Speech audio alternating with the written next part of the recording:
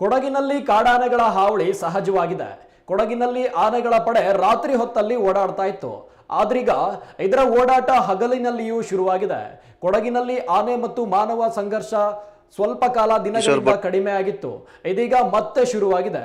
ಕುಶಾಲನಗರದ ತಾಲೂಕಿನ ಅತ್ತೂರು ಗ್ರಾಮದಲ್ಲಿ railway barricade ಮುರಿದು ಊರಿನ ಒಳಗೆ ಬಂದಿದೆ. ಕಾಡಾನೆ ಅರಣ್ಯ ದಾಟದಂತೆ ಅಳವಡಿಸಿದ್ದ ರೈಲ್ವೆ ಕಂಬಿಯನ್ನೇ ಆನೆ ಮುರಿದು ಹಾಕಿದೆ. ಅಯ್ಯೋ, ಹಲೋ, ನಮಸ್ತೆ. ನಾನು ಸಜನ್ ಕಿಶೋರ್ ಬಳ್ತಂಡ.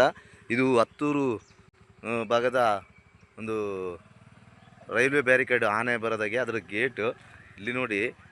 ಏನು ಅಂತೇಳಿದ್ರೆ ಆನೆ ರಾತ್ರಿ ಬಂದು ಈ ಗೇಟನ್ನು ಮುರಿದಿದೆ ನೋಡಿ.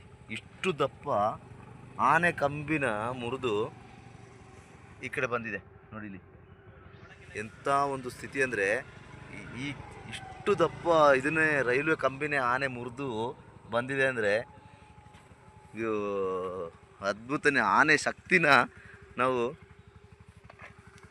ನೋಡಿಲಿ, ಆನೆ ಶಕ್ತಿನ ನಾವು ಯಾವುದೇ ಇದಕ್ಕೆ ಹೋಲಿಸೋಕ್ಕೆ ಸಾಧ್ಯ ಇಲ್ಲ ಅಂತ ಇದರಲ್ಲಿ ತಿಳ್ಕೋಬೇಕು.